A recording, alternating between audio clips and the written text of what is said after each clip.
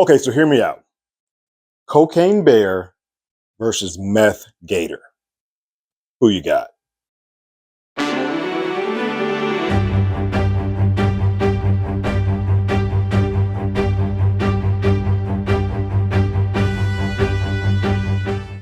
Hello, everyone. Terrence here with Hollywood Already Did It. If you haven't already, go ahead, like, share, subscribe to the channel, leave a comment, ring that bell below.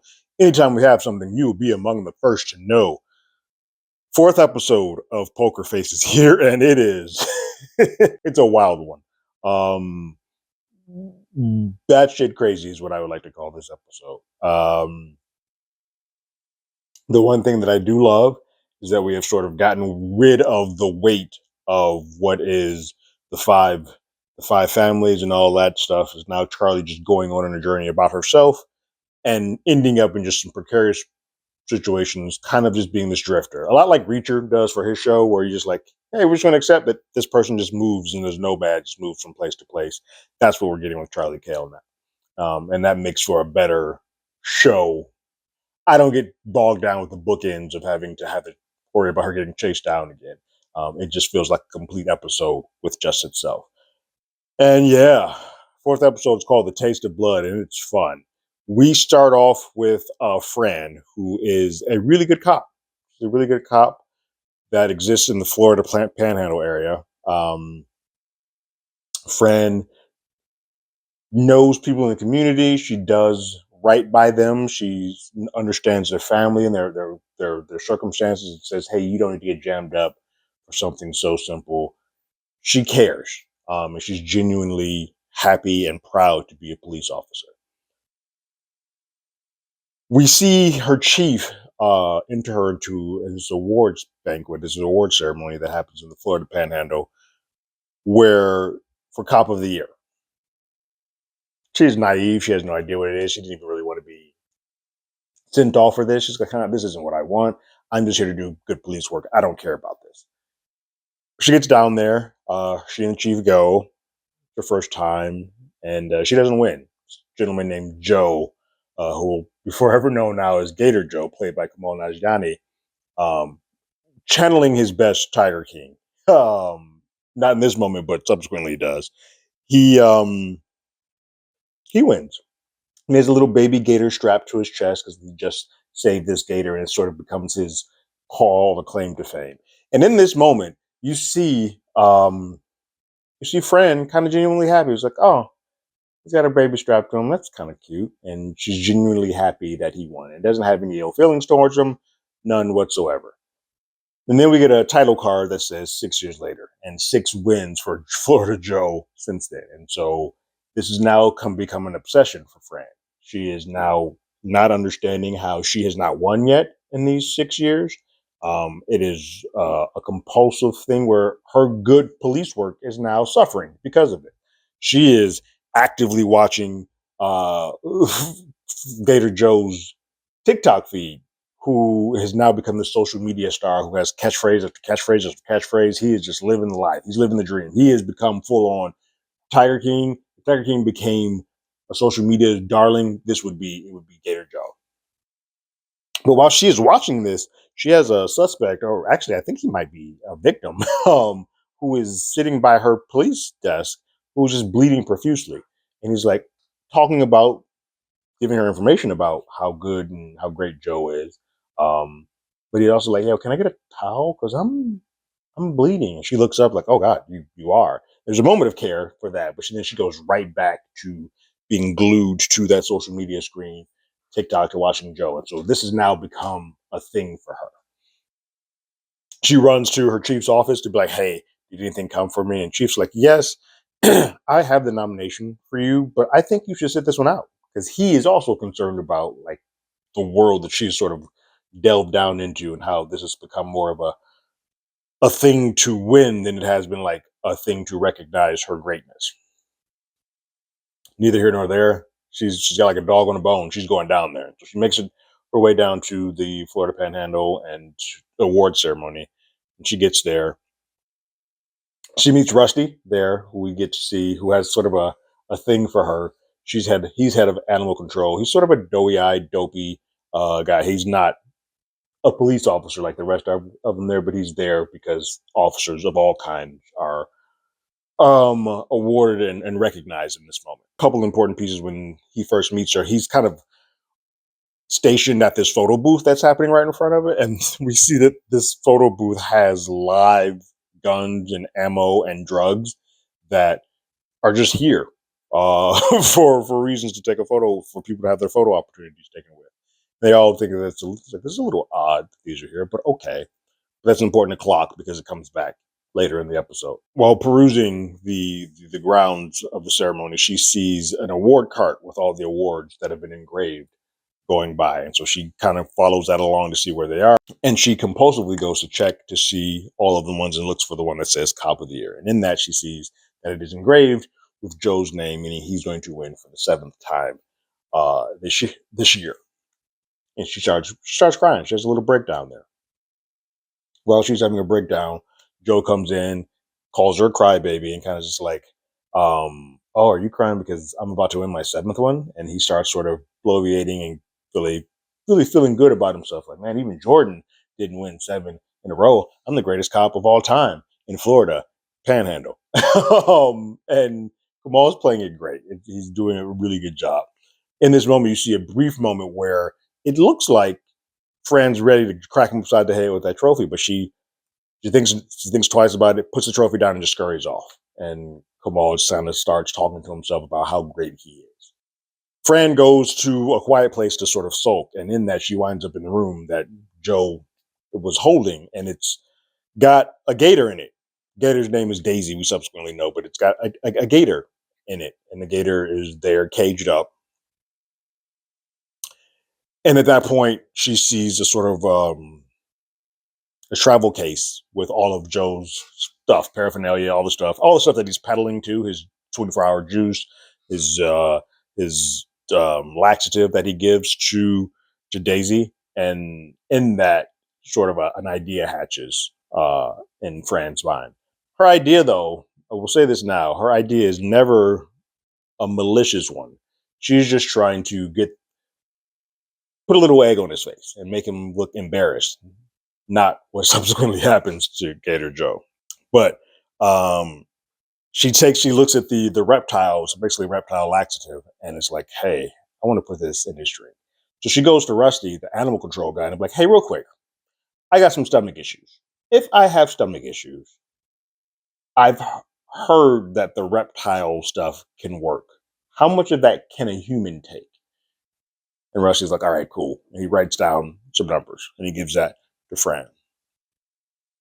Fran takes that and then goes to concoct put how much of what Rusty says into 24-hour juice. And then she's about to leave. While she's about to leave, Joe comes in. Joe comes in, starts, bloviating again, talking sweet nothings. And Fran plays on like, I'm happy for you. I'm proud of you. Give him the best speech that you possibly can. And in that point, I think she mentioned something like, you're tired? You look tired? And he's like, yeah, I am. And he takes out one of the 2-hour juices and just downs it. It's the one that she's laced.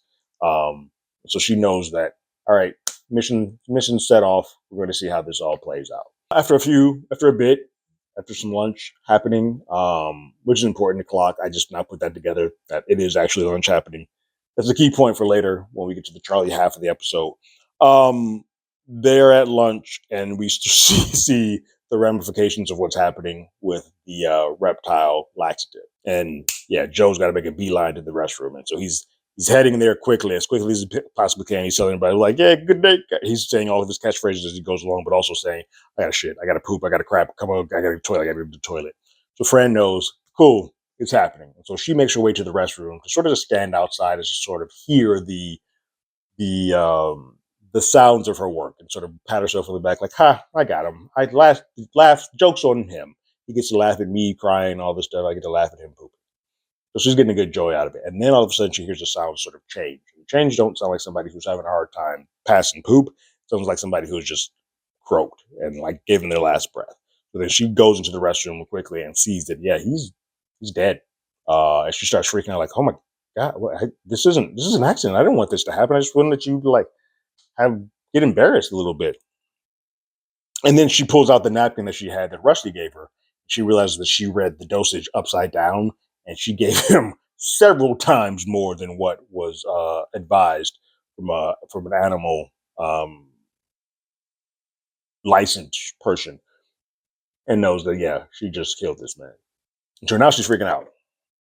Now she's trying to wipe stuff down, wipe things, and like remove fingerprints so that she doesn't have any evidence against her in this moment, excluding the restroom door. And then she's trying to think. She goes back to the room that Joe was stationed at, and sort of just starts tries to think, and then she looks at the gator. She's like, "Well, this might work. He might be able to sort of be my out of this to clean up the evidence." So she goes back and gets the gator who is on a leash, and starts using Oreos to get her out of the cage, subsequently to the restroom, and then uses meth that is on that table with all the live drugs and live weapons, uses meth to make her go mad, and then bite off and chew off more of Joe and remove the body. And so then we subsequently hear some police officers who make their way to the restroom and say, "Oh my God, Joe's being eaten by his gator." And then we go to black on the crime piece of this.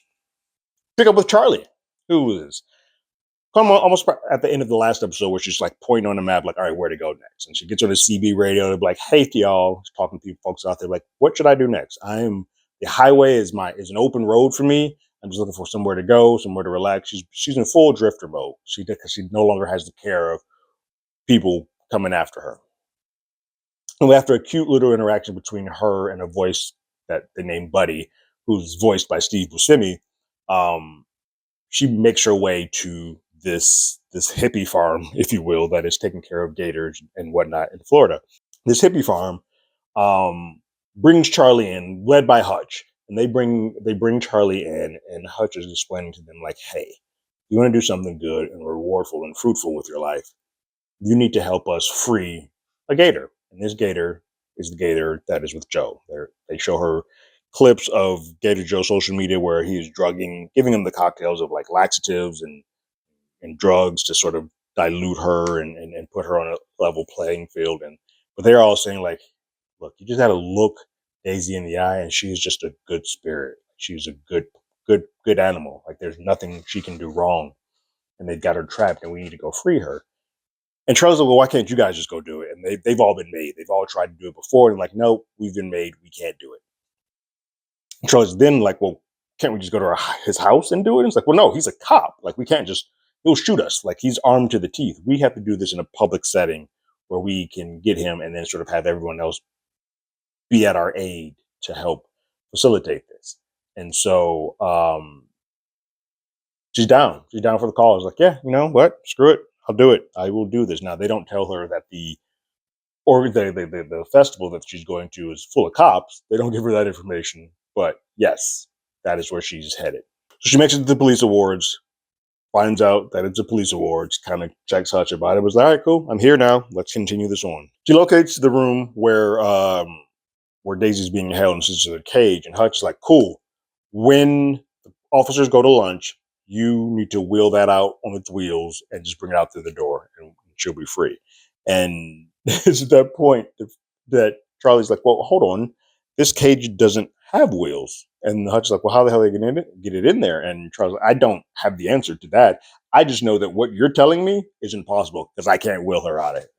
Before they can kind of get any further than that, Fran comes in, and we pick up with her story where she comes in and sort of crying, and Fran and Charlie sort of have a talk. And Fran is saying like, I was a good cop, but I'm now obsessed with this, and I'm just freaking out about these awards and all this good stuff, and I just let it become too much. Charlie kind of says like, "It's about the job, not about being awarded for it. Like, we all know that you're doing great work." But she's just Fran's openly saying that I've become a bad person. Charlie leaves and leaves Fran there, so Fran's story continues with what we've already seen. We then pick back up with Charlie coming back into the room, and Charlie's like, "Well, look, I don't know what to do. We're gone. This is our moment." And Hutch is like, "Well, you're gonna have to leash her and then bring her out." And so this is when Charlie looks into her soul, and it's only the show can get away with it, but it has a moment where it sort of zooms out and just shows Charlie in this like Zen swamp, being the Buddha, very relaxed, and it creates a connection between Charlie and Daisy. But Charlie tells Hutch, like, she's not moving. So at that point, the Hutch is like, well, you're going to have to go get some Oreos to sort of get her to come out of the cage so you can, like, walk her out the front door. Charlie's like, okay, I will go do that. So she goes to a vending machine, but the vending machine's not reading her dollar. So she's kind of just doing it and doing it and stuck. But while she's there, she sees Joe coming in saying, I got to shit, like explicitly just saying, like, I got to poop, I got to poop, I got to poop. And she's like, well, that's a lot. And he makes his way to the bathroom. Vending machine still doesn't work for her, so she has to go to like the janitor's closet to get some Oreos to sort of give to Daisy. Once she gets them, she goes back, and unfortunately, Daisy's gone. It's been opened. No sign of her whatsoever. And then all of a sudden, you hear screaming, "Oh my God, the gator's eating Joe!" And so we pick up full circle where the two stories merge. This is what I love this show, because the stories, seeing how the two pieces then connect to a puzzle, and then like, all right, we're going to go forward from here. It's fun. It's at that point that Hutch tells Charlie abort mission. Uh, the gators tasted blood. This is a recurring statement for most people here, but it's like abort, like never mind, get up out of there. And Charlie's like, I've got a connection now with Daisy. I need to find out what happened. All the cops here are fighting over jurisdiction as to who is going to be the point person on this. And Fran comes in and says, like, well, I feel like since it's an animal that committed this crime, that animal control should be the person that takes point. And sort of gives out Rusty. And Rusty's like, yeah, I'm willing to do it.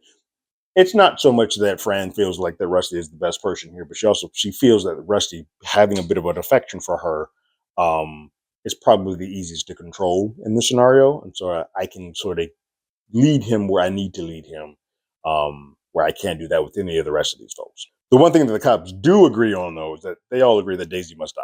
Like, she's tasted human blood, and once they taste human blood, ain't no coming back from that. And that is a story that you hear from Hutch, that you hear from Rusty, that you hear from these cops. They're like, nah, once they taste blood, the gator got to go down. But they can't get in the damn room, the bathroom.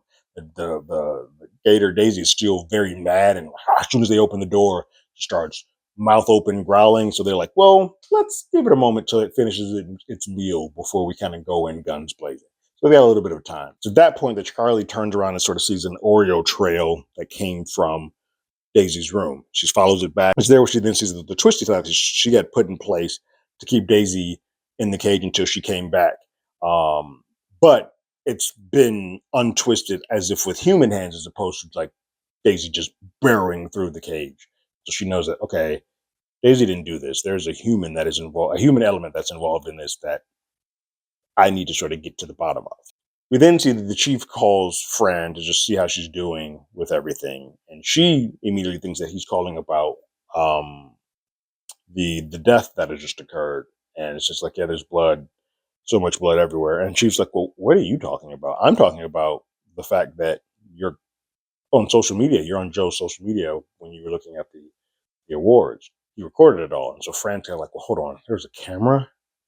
Oh crap! Now this immediately gives motive. So she has to do everything she possibly can to find out where that camera is to see how much more has been recorded. Because she remembers that the piece that she sees that camera was also present when she was trying to wipe the evidence. She's now got to make a beeline back to that room to try to get there before anybody else does, because these are all cops. Once they get there and they get the body, or the gator poops it out, that's got to be locked into evidence. Charlie goes to Rusty, who was at the photo table, and just says, "Hey, real quick, since you are with Animal Control, um, do these drug cocktails that Joe was giving Daisy, do they normally make a gator angry?"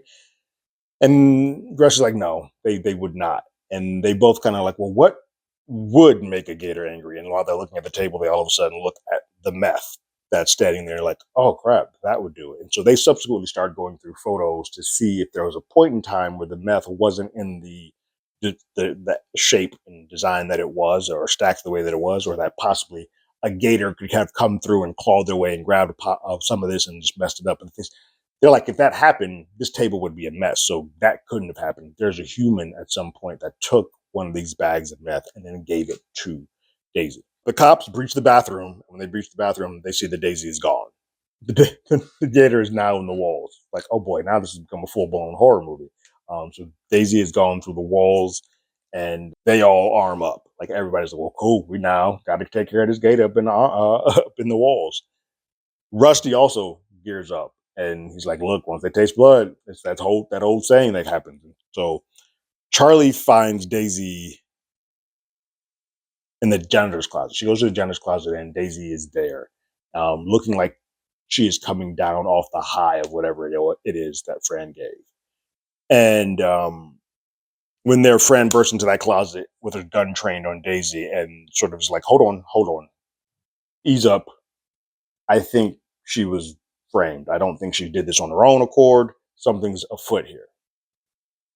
Fran is like, I'm going to ignore the fact that this person thinks that this is framed because she's sort of onto something, but I need to also get this gator out of here because I can't have any of them getting a hold of those glasses.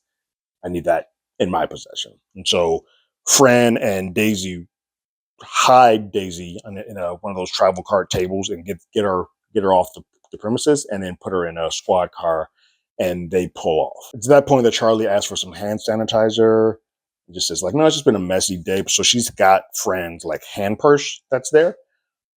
And she starts bringing up like, yeah, I just don't understand like why a grown man would just explicitly tell me that he's got to crap, that he's got to poop. And Fran starts divulging more information than she really should at this point.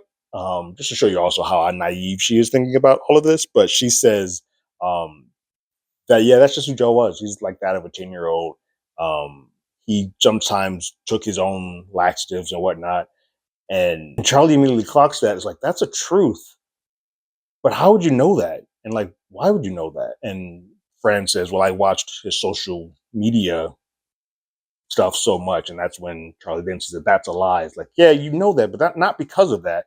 This is a truth, but not that part. And so she starts now trying to dive in and divulge a little bit more information as to what it is a friend is hiding. At that point that Charlie finds the energy juice that's in Fran's hand purse. And kind of like, well, is this why? Because you watch all the social media things. Is this why you have this? Like, are you a big fan of this? It's like, oh yeah, those things are great. Take so many of those, and that's bullshit. That's when we get our first bullshit of the episode. But by this point, you can see that Charlie has clocked a couple of more BSs in all of this, except for the fact that the laxative piece was true. Charlie and them continue on. They're basically taking Daisy to the swamp. That's where they're planning to release her and let her go. Once they get to the swamp, Fran is trying to walk Daisy to the swamp and then sort of gives Charlie the keys. Say, hey, go start the car, go away. She's basically trying to shoo Charlie away. And Charlie's like, okay. And so she pretends or feigns that she's going that way. But she holds fort. And then Fran brings Daisy around and holds her at gunpoint. To which point Charlie comes out and is like, hey, wait a minute. What's going on here? And it's at that point that Fran pretty much comes clean immediately. He's like, look, it was an accident. I didn't mean to do it. Everything just sort of spiraled out of control. I was a good cop. Like I was really a good cop, and I just made a mistake, and now this is here. And Charlie's like, well, you just need to come clean with that. Like tell everyone exactly what happened. And I don't see this going as bad as you think it would. At that point, the friend's like, I can't. And she turns a gun on Charlie, but then Daisy tail sweeps Fran, knocks her down, and is about to like chomp on her. But Fran has the gun on Daisy. And then we hear Charlie give this great speech like, hey, you don't want to do this. You're better than this. You got stuff to live for and all this good stuff. But then Fran and Daisy do the connection that Charlie and Daisy did, where you see the Zen alligator and all that stuff. And so the good that is within Daisy is now being sort of reestablished and put back to the forefront inside of Fran. And Fran says she will confess, and she says, "Thanks, I needed to hear that." And Charlie's like, "Well, I was giving that more to Daisy, but hey, if it worked for you, I'm glad that it got the job done." And so Fran is planning to confess.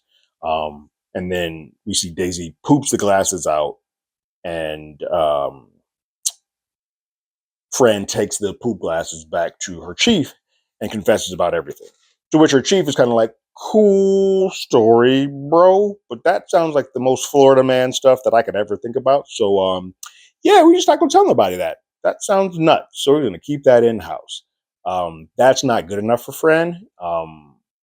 And so she decides to resign in that moment. Now, one thing's happening here. I think Chief also feels a little bit responsible for putting Fran down this spiral because she knew nothing about these awards and probably would have been a great cop with or without them. And so he probably takes some onus on that himself.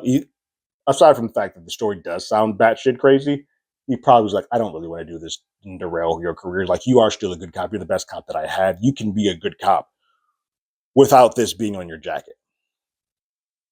And he's sort of giving her the leeway, although it's a murder here, but he's sort of giving her the leeway that she gave Earl, the guy who was burglarizing at the very beginning of this episode, a second chance. He's sort of doing that for her.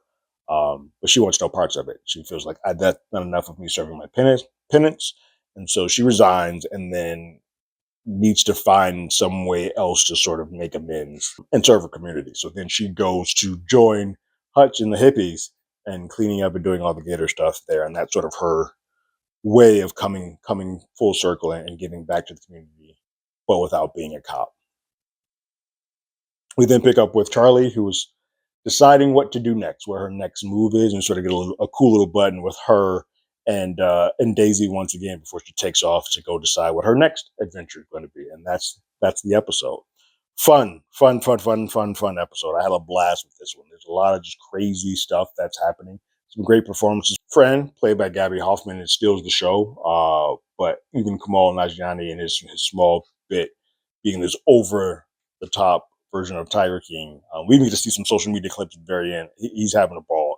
This is a very fun episode. It's not, I won't put it at the level of how much I enjoyed or think how tightly written episodes 1, 2, and 3 are. Well, 1 and 2. I think this is on par with 3. But it's fun. And some people are going to probably feel some type of way about the fact that Fran got off. But I think because Fran wasn't actually trying to kill Joe, that it worked out. Like, it just seemed like the best part for him. But I also think that Gator sequence with like looking into the eyes going to be a bit too much for people to sort of accept. But I had a good time with it. It's a fun episode, and I like again that we're now in this sort of window where Charlie just go carefree off to the next spot. I will say this: I think the voice, as you don't get Steve Buscemi to do nothing. So at some point in time, the two of them are going to meet in real life. And so while it's not her on the run, it's clearly going to be an underlying story that is still bleeding her from one place to another, that at some point in time in this season is going to come full circle and sort of have an effect on what it is that she does next. But I'm okay with, let's do 7 or 8 episodes before we get to that reveal, because I like this much better. What did you guys think about the 4th episode of Poker Face called The Taste of Human Blood? Go ahead and leave your thoughts and comments in the comments below. If you haven't already, you can follow us on X at HollywoodADI. You can hit us up on email at HollywoodAlreadyDid@gmail.com. We also have a podcast by the same name. That's on Apple Podcasts, Spotify, anywhere that plays podcasts. We're there. And like always, I got my ticket. You got yours.